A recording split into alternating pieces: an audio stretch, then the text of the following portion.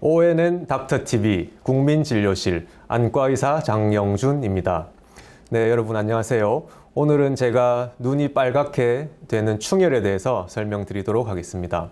충혈은 우리 시청자분들 다 한 번씩 겪어보셨던 이 증상이실 텐데, 그러면 눈이 빨개지면 다 병원에 가야 되는지, 또 눈이 빨개지면 다 눈병인지, 눈이 빨개지는 이유는 무엇이 있는지, 이런 점들에 대해서 제가 오늘 설명해 드리도록 하겠습니다.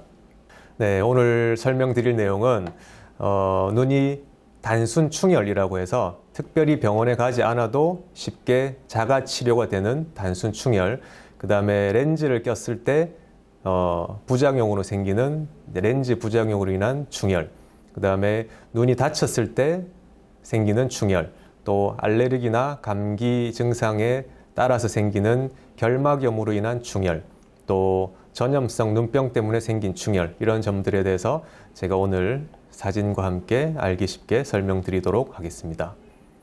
먼저 단순 충혈입니다. 단순 충혈 중에서 첫 번째로 결막하 출혈이라고 여기 적혀 있는데요. 말 그대로 결막 아래쪽에 생기는 출혈을 결막하 출혈이라고 합니다. 결막은 제일 위쪽 왼쪽 사진에 보시는 것처럼 흰 눈동자를 우리가 결막이라고 하는데, 이 결막 밑에 쪽에는 혈관이 지나다닙니다. 아주 작은 미세 혈관들이 결막 아래쪽에 있는데, 그 결막 아래쪽에 있는 혈관이 터지면서 피가 새는 것을 결막하 출혈이라고 부르게 되고, 제일 첫 번째 사진처럼 결막하 출혈이 점상으로 해서 작은 출혈로 나타나는 점상 결막하 출혈도 있고, 두 번째 사진처럼 결막하 출혈이 넓게 퍼지는 이런 결막하 출혈도 있고, 또 아주 심한 경우에는 눈의 절반 이상을 덮게 되는 이런 심한 결막하 출혈도 있습니다. 처음에 결막하 출혈이 생길 때부터 이렇게 작게 생기고 크게 생기고 광범위하게 생기고 이런 세 가지 종류로 생길 수도 있고, 대부분은 결막하 출혈이 처음에는 점상으로 생겼다가 흡수되는 과정에서 두 번째 사진, 세 번째 사진처럼 퍼지면서 흡수가 됩니다.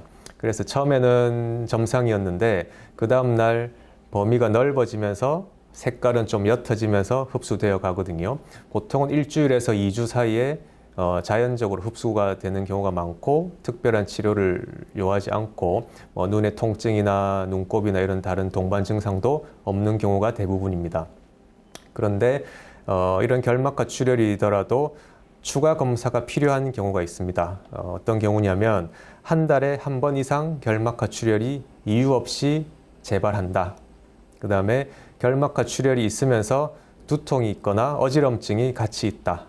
또 세 번째는 잇몸에 양치질을 할 때 잇몸에서 출혈이 생긴다든지 팔이나 다리 같은 다른 몸의 부분에 멍이 생길 때, 이런 증상이 동반되면서 같이 발생되는 결막하 출혈일 경우에는 안과 검사랑 내과 검사가 필요한데요.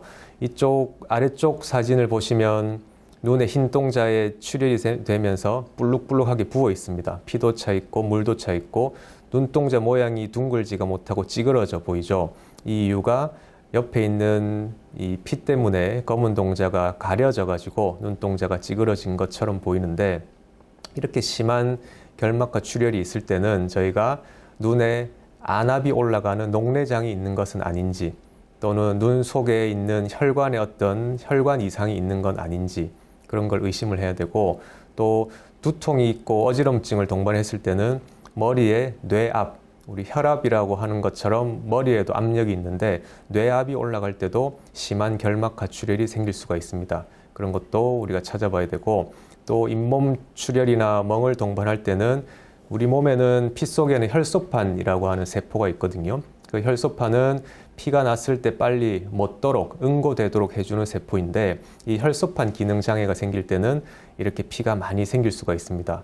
그래서 단순 결막하 출혈은 보통 특별한 원인이 없어도 생기고, 피곤해도 생기고, 무거운 걸 들었을 때 생기고, 눈을 비볐을 때도 생기고 하지만 보통 좋아지지만, 이렇게 한 달에 한 번 이상 재발을 하고 두통이 있거나 어지럼증을 동반하고 잇몸 출혈이나 멍을 같이 동반할 때는 꼭 안과랑 내과에서 다른 원인이 있는 것은 아닌지 검사를 해보시기를 바랍니다. 네, 단순 충혈의 두 번째 병으로 검열반, 그리고 익상편, 군날개 이런 병들이 있습니다.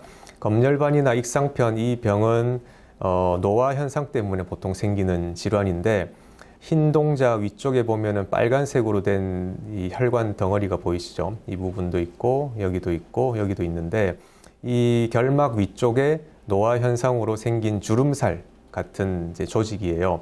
이 충혈도 처음에는 이 조직이 생기면 노랗거나 하얗게 보이지 빨갛게 보이진 않는데 시간이 지나면서 이 조직 위쪽으로 혈관이 자라 들어옵니다. 그러면 나중에는 쉽게 충혈이 되고 빨갛게 되고 심하면 눈곱도 끼고 하는 염증이 생기게 되는데 이런 검열반, 검은 동자를 침범하지 않는 흰 동자에만 충혈이 있을 때를 검열반이라고 하고 이 막이 검을 동자까지 이렇게 넘어갈 때를 익상편 또는 군날개라고 합니다. 이 사진은 익상편 초기 사진이고 오른쪽 끝 사진은 익상편이 많이 진행해서 검은 동자 중심부까지 침범한 사진을 보이는데 이런 병들은 충혈이 됐다가 눈을 좀 씌워주거나 눈이 편해지면 저절로 좋아지기도 합니다. 그래서 꼭 병원에 와야 되고 급하게 치료를 해야 되는 병은 아닌데 보기가 싫죠. 보기가 싫고 심해지면 충혈이 심해지고 눈곱도 끼고 하기 때문에 그렇지만 급한 질환은 아니기 때문에 단순 충혈에 제가 분류를 했는데 이런 이 검열반이나 익상편의 원인은 자외선, 건조한 환경, 눈을 많이 비빌 때, 컨택트 렌즈를 많이 낄 때 생길 수가 있고 그런데 수술이 필요하고 꼭 병원에 오셔야 되는 경우가 있습니다. 제일 아래쪽 사진을 보시면 이렇게 이 빨갛게 국소적으로 빨가면서 볼록하게 튀어나오는 염증이 생길 때가 있습니다. 익상편이 있으면서 이제 염증을 같이 동반한 경우인데 이럴 때는 저희가 안압도 올라갈 수 있고 시력 저하도 만들 수 있기 때문에 이런 경우는 안과에서 진료를 보시고 안약 치료를 하다가 안 되면 수술을 해주어서 염증이 재발하지 않도록 해주는 치료가 필요할 수도 있습니다. 네, 그 다음 충혈되는 원인으로 렌즈 부작용이라고 제가 적어 놓았는데 자, 사진에 보시면 이 부분이 검은 동자예요. 검은 동자인데 위쪽에 보면은 하얀색 점이 보이시죠? 이 부분, 이런 것들. 그 다음에 옆 사진 보시면 이제 하얀색 반점이 더 많습니다. 이 부분은 컨택트 렌즈, 특히 소프트 렌즈나 컬러 렌즈를 끼면 눈의 산소 공급이나 눈물 순환이 어려워지게 되는데 그런 부분 때문에 검은 동자에 염증이 생기고 하얗게 흉터가 남는 부분입니다. 심하지 않을 때는 렌즈를 좀 줄여서 끼고 안약 치료를 하고 하면 2주 정도 되면은 보통은 좋아집니다.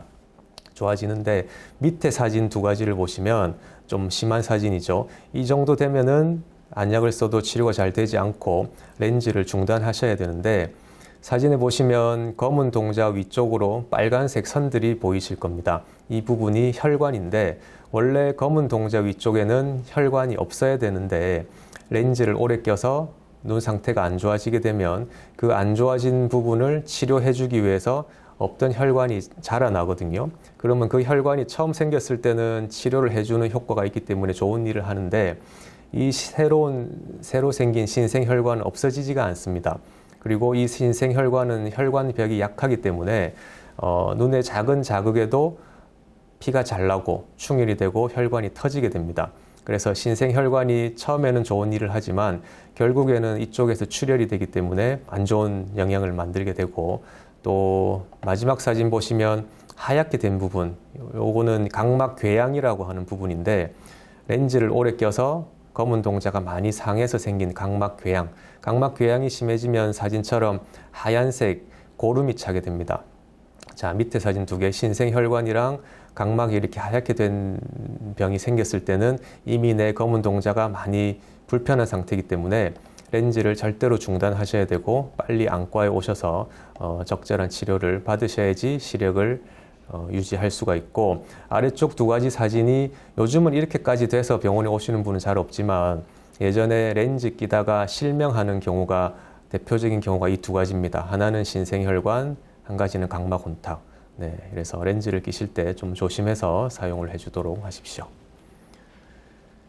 네, 그 다음에는 외상성 전방 출혈이라고 해서 다쳤다는 거죠. 다친 다음에 전방, 눈의 앞쪽에 출혈이 생겼다는 건데 사진을 보시면 눈 가운데 검은 동자에서부터 지금 피가 새고 있습니다. 이 피가 새서 아래쪽으로 쌓여서 반달 모양으로 이렇게 빨간 부분이 보이죠. 이 부분이 출혈이 된 사진이고, 이 사진에 보시는데 지금 회색으로 보이는 부분이 홍채라고 하는 조직인데, 이 홍채는 혈관으로 이루어진 조직이에요. 근데 이 홍채에 어떤 원인으로 충격이 가해지게 되면 혈관이 터지게 되고 피가 이렇게 쭉 내려오게 됩니다. 그래서 아래쪽에 피가 쌓여 있는 것, 이게 전방 출혈이라고 하는 이제 사진인데, 이렇게 전방 출혈이 되면 눈 안에 피가 차니까 압력이 올라가게 되고, 그러면 안압이 올라가게 되고, 안압이 올라가면 녹내장이 생기고, 그래서 결국은 시력을 떨어뜨리게 되는 이제 무서운 병인데, 이런 원인은 아래쪽에 적은 것처럼 배드민턴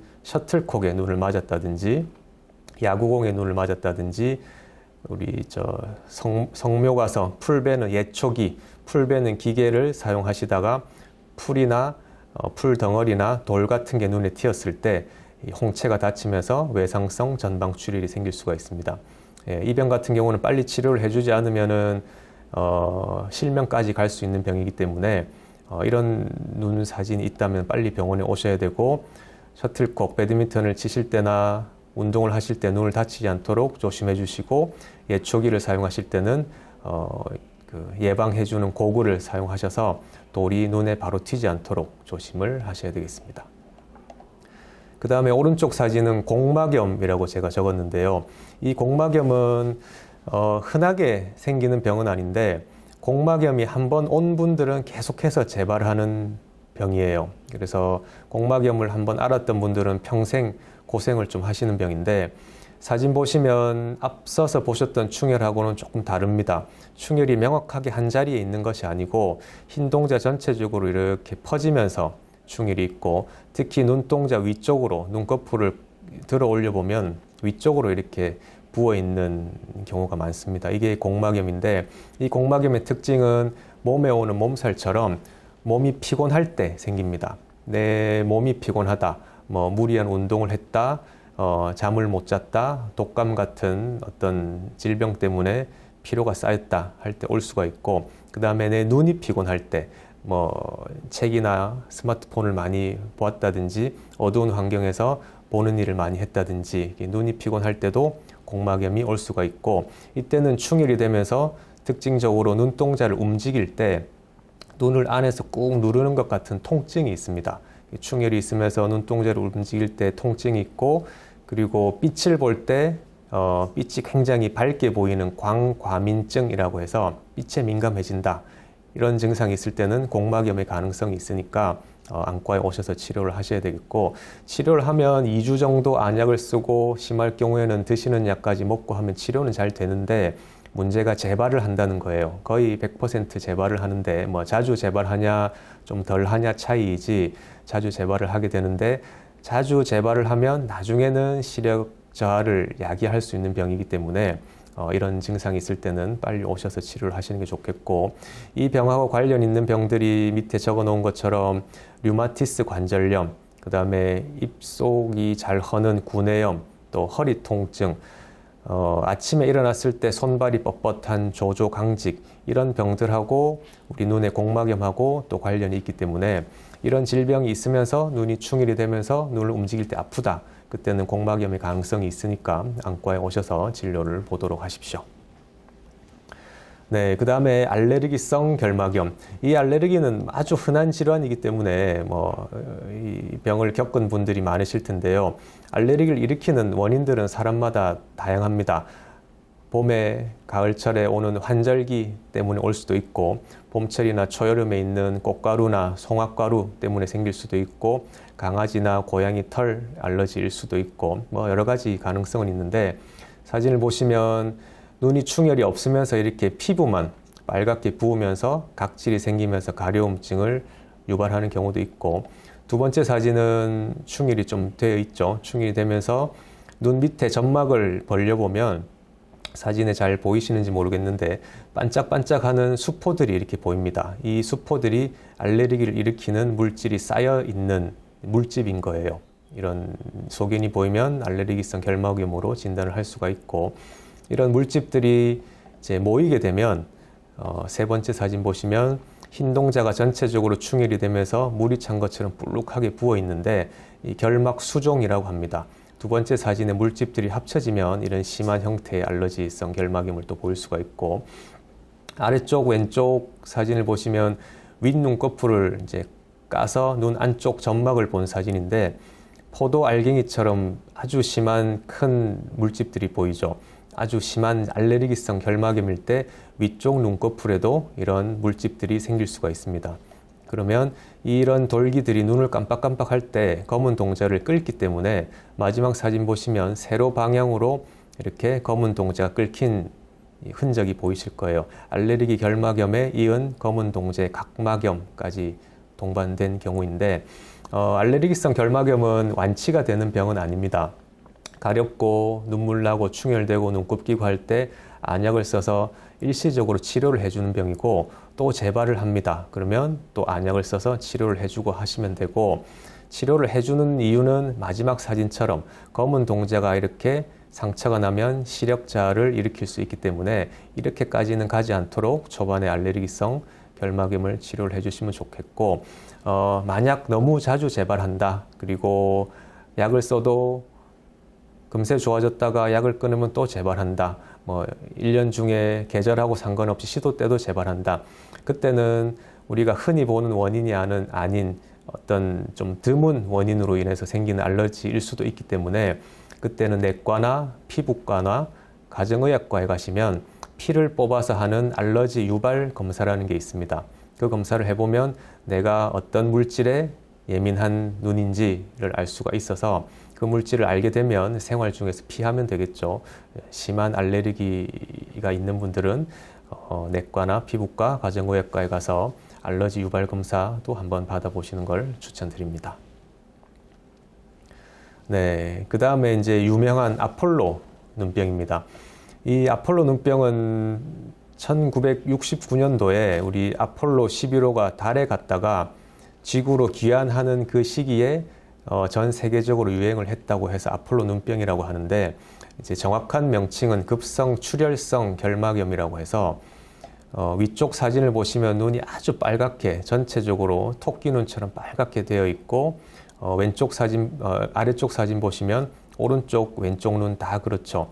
특징적으로 양측성으로 옵니다. 양측성으로 오고 감기나 독감 같은 바이러스성 질환을 앓으면서 같이 오는 경우도 있고, 또 잠복기는 3일이라고 적어놨는데 이 바이러스로 인해서 생기는 우리 질병들은 잠복기를 가집니다. 잠복기라는 것은 바이러스가 우리 몸속에 들어와 가지고 바로 증상을 나타내는 게 아니고 몸속에서 증식을 합니다. 바이러스가 수가 많아지고 크게 커지는 증식을 한 다음에 수일이 지나서 우리 몸의 증상을 나타내거든요. 그런 무증상 시기를 잠복기라고 하는데, 이 아폴로 눈병 같은 경우는 잠복기가 3일 정도 됩니다.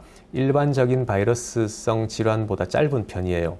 그래서 감기가 있은 얼마 지나지 않아서 충일이 된다, 양측성으로 온다, 그러면 아폴로 눈병을 의심을 해볼 수가 있고, 이 아폴로 눈병은 이렇게 빨리 시작이 되고 양측성으로 오고 심하게 충혈돼서 무섭게 보이지만 일주일 안에, 길어도 열흘 안에 보통 좋아지기 때문에 빨리 진행하지만 치료도 빨리 되는, 크게 걱정하실 병은 아닌 질병이고, 대신에 전염성이 꽤 높습니다. 그래서 학교에 다니거나 단체 생활을 하는 분들 같은 경우는 아폴로 눈병으로 진단이 되면 주변 사람한테 옮길 수가 있기 때문에 단체 생활할 때 조심을 해주셔야 되고, 이런 아폴로 눈병은 같이 있는 것 자체로 전염을 일으키지는 않습니다. 접촉성 전염이라고 해서 내 눈을 만진 손을 가지고 이제 다른 사람 눈을 만지면 이제 옮는 거죠. 내 눈을 만진 손을 어느 책상에 댔다가 그 책상을 다른 사람이 만지고 자기 손으로 눈을 만지면 옮는 것, 이런 접촉성 전염이기 때문에 같이 있는 것 자체는 문제가 되지는 않고, 보통 이 전염되는 전염원이 문고리, 그 다음에 수도꼭지, 수건, 비누 이런 부분이기 때문에 눈병이 오신 분들은 수건이나 비누 같은 것 가족들하고 따로 써주셔야 되고, 문고리 같은 거 잡을 때 손을 깨끗이 씻고 잡으시고, 이런 주의사항을 좀 지켜주시면 도움이 되겠습니다. 네, 그 다음에 이제 제일 유명한 유행성 각결막염, 바이러스성 결막염이라고도 하고 유행성 각결막염이라고도 하고 전염성 눈병 이렇게 부르는데, 원래 이 전염성 눈병, 유행성 각결막염은 여기 적힌 것처럼 아데노바이러스에 의해서 생깁니다.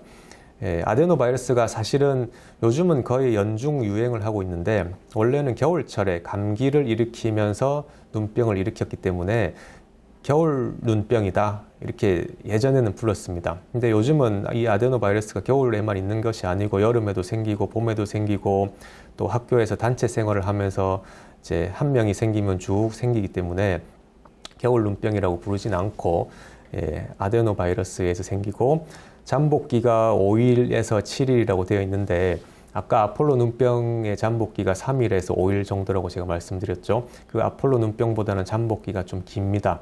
그래서 감기가 있었는데 한 일주일 정도 감기 증상만 있다가 시간이 지난 다음에 눈이 충혈되면서 눈곱이 끼는 경우가 있다. 그때는 이 유행성 각결막염이 아닌가 이렇게 의심을 해볼 수가 있고, 이 병은 잠복기도 길지만 문제가 오래 갑니다. 최소 2주에서 한 달 정도 가게 되고, 사진에서 보시는 것처럼 전체적으로 충혈이 되면서 눈물도 나면서 눈곱도 끼는데, 아래 사진처럼 특징적으로 한쪽 눈부터 생깁니다.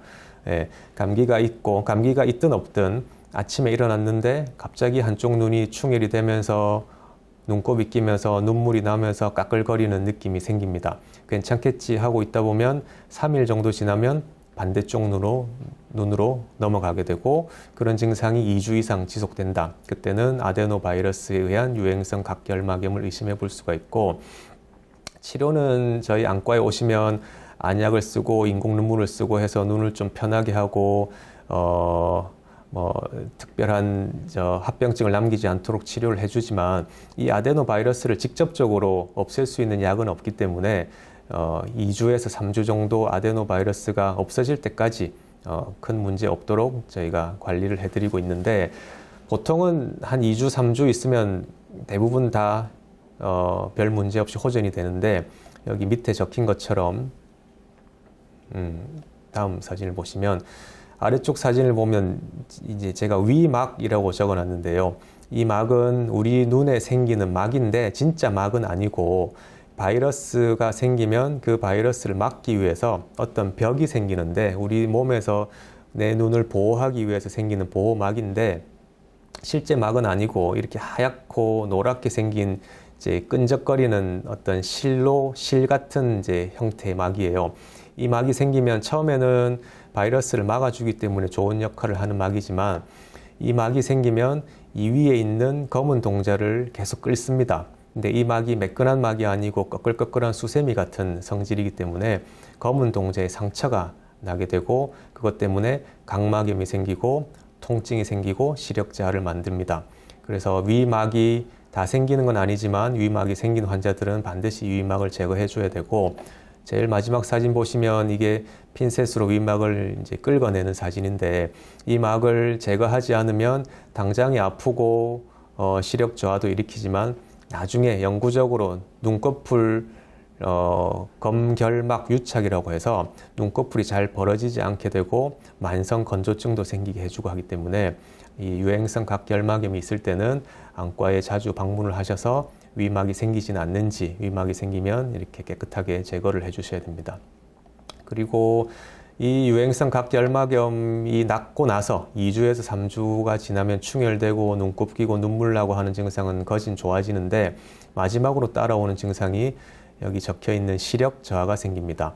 이 아데노바이러스는 처음에는 흰 동자에 있다가 마지막으로 나아갈 때쯤 되면 이 사진에 보시는 것처럼 검은 동자로 와서 이 바이러스들이 이제 종식을 하게 되는데, 바이러스들이 마지막으로 남아있는 흔적, 거의 죽어갈 때쯤 남아있는 흔적이 검은 동자에 이렇게 하얀색 혼탁을 남기면서 죽어가거든요. 그러면 이렇게 검은 동자가 깨끗해야 되는데, 하얗게 혼탁이 생기면 시력 저하가 생기고 빛을 보면 빛이 퍼지고 눈을 깜빡이면 까끌까끌한 이물감이 들고 하는 게 이 유행성 각결막염이 나아갈 때쯤 2, 3주쯤 되면 생기는 증상입니다.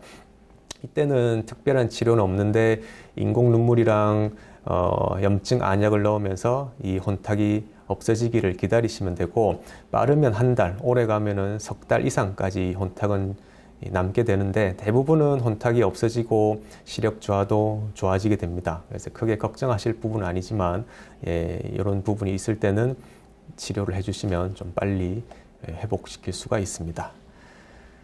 그래서 지금까지 제가 충혈에 대한 여러 가지 원인을 설명을 드렸는데, 마지막에 두 가지 질병들, 아폴로 눈병이랑 유행성 각결막염, 이 두 가지 병의 특징은 전염이 된다는 거죠. 전염이 되면 나 한 사람으로 끝나는 것이 아니고 주변에 이 결막염을 계속 퍼뜨릴 수가 있고, 이 결막염 같은 경우에는 내가 한번 걸렸다고 해서 평생 면역이 생기는 것이 아니기 때문에 오늘 나도 내일 균이 들어가면 또 나도 결막염이 다시 시작할 수 있는 거예요.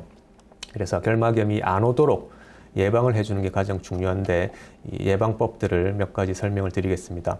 결막염은 바이러스성 질환인데, 이 바이러스는 공기 중으로 해서 눈으로 들어오는 게 아니고 접촉으로 해서 들어오는 거기 때문에 비누로 내 손을 잘 씻는 것이 가장 중요하겠고, 손으로 눈을 안 비비는 것도 중요합니다.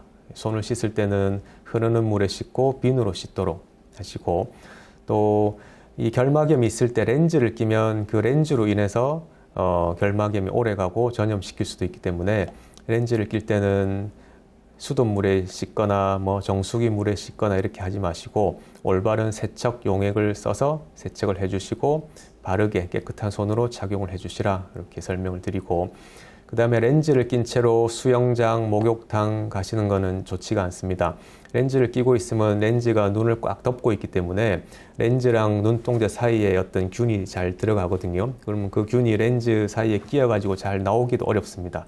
수영장이랑 목욕탕 물에는 균이 있을 수 있기 때문에 렌즈를 낀 채로 수영장, 목욕탕 이용은 삼가해 주시고, 또 렌즈를 낀 채로 잠을 자는 것도 아주 안 좋습니다. 잠을 자는 동안에는 우리 눈에서 눈물이 나오지 않기 때문에 렌즈를 낀 채로 잠을 몇 시간 동안 자게 되면 내 눈은 바짝 마른 상태로 몇 시간 있는 거랑 마찬가지거든요. 그러면 또 다른 문제들이 생길 수 있기 때문에 절대 잘 때는 렌즈를 빼고 주무시도록 하시고, 그리고 다른 사람의 안약을 사용하지 말자라고 적어놨는데, 우리가 일반적으로 그냥 충혈이 된다, 눈이 좀 불편하다, 찝찝하다고 해서 다른 사람 가족의 안약을 무심코 쓰는 경우가 있는데, 그 안약통에는 어떤 균이 묻어 있을지 모릅니다. 또 전염을 일으키는 바이러스가 묻어 있을 수도 있고, 또 사람마다 안약을 사용할 수 있는 약의 종류들이 다 다르기 때문에